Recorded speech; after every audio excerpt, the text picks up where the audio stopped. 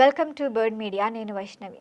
తమిళ cinema ఇండస్ట్రీలో రజనీకాంత్ తర్వాత అపారమైన క్రేజ్ సంపాదించిన స్టార్ హీరో ఎవరంటే విజయ్. ఇప్పుడు ఆయనే రాజకీయాల్లో హాట్ టాపిక్ అయ్యారు. ఇటీవల ఆయన టీవీ కెరీర్ రాజకీయ పార్టీని ప్రారంభించి పాలిటిక్స్లోకి ఎంట్రీ ఇచ్చిన విషయం తెలిసిందే. సినీ అభిమానుల మద్దతుతో రాజకీయ రంగంలో అడుగుపెట్టిన విజయ్పై ఇప్పటికే విమర్శలు మొదలయ్యాయి.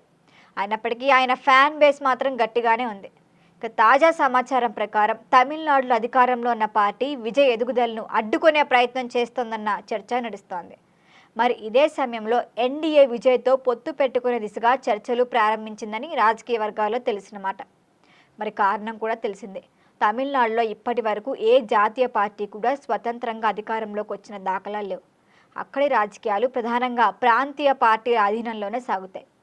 మరి ఈ నేపథ్యంలో విజయ్ను తమ కూటమిలోకి తీసుకుంటే ఎన్డీఏకు కూడా ఖచ్చితమైన లాభం ఉంటుందని ఆ కూటమి నేతలు భావిస్తున్నారు. మరి ప్రచారం ప్రకారం విజయ్ పార్టీకి 80 అసెంబ్లీ సీట్లు ఇవ్వటమే కాకుండా కూటమి ప్రభుత్వం కనుక ఏర్పడితే డిప్యూటీ సీఎం పదవిని కూడా ఆఫర్ చేసినట్లుగా వార్తలు వస్తున్నాయి.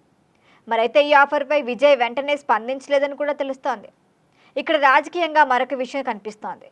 విజయ్ కూటమిలో చేరేందుకు సిద్ధంగా ఉన్నప్పటికీ ఒక కండిషన్ పెట్టారంట.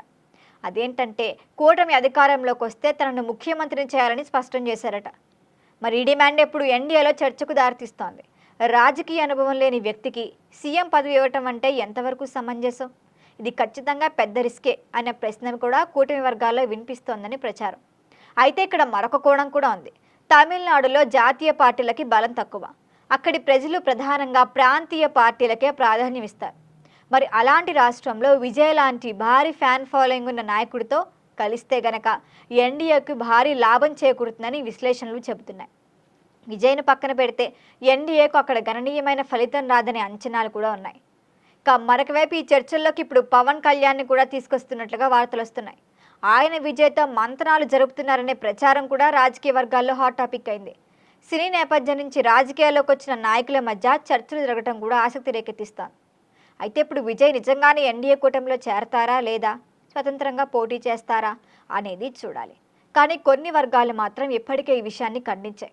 విజయ్ డైరెక్ట్గా ఖండించకపోయినప్పటికీ విజయ్ పార్టీ నుంచి కొంతమంది నేతలు అసలు మమ్మల్ని ఎవరూ సంప్రదించలేదంటున్నారు. ఇటు ఎన్డీఏ కూటమి నుంచి కూడా మేమెవరం విజయ్తో మంతనాలు జరపలేదని కూడా మాట్లాడుతున్నారు. అసలు ఈ ప్రచారంలో ఎంతవరకు వాస్తవం ఉందా లేదా అన్నది విజయ్ చెప్తే కానీ తెలియదు. అయితే ఒకవేళ ఇది నిజమైతే సీఎం కండిషన్పై ఎన్డీఏ ఏ నిర్ణయం తీసుకుంటుంది అన్నది మాత్రం స్పష్టతకి రావాల్సిన విషయం. ఒకవేళ ఈ పొత్తు కుదిరితే తమిళనాడు రాజకీయాల్లో భారీ మార్పులు చోటు చేసుకునే అవకాశం ఖచ్చితంగా ఉంటుంది. మొత్తానికి ఇప్పుడు విజయ్ రాజకీయ అడుగులు తమిళనాడులోనే కాదు జాతీయ రాజకీయాల్లోనూ కొత్త సమీకరణాలకి నాంది పలుకుతున్నాయి.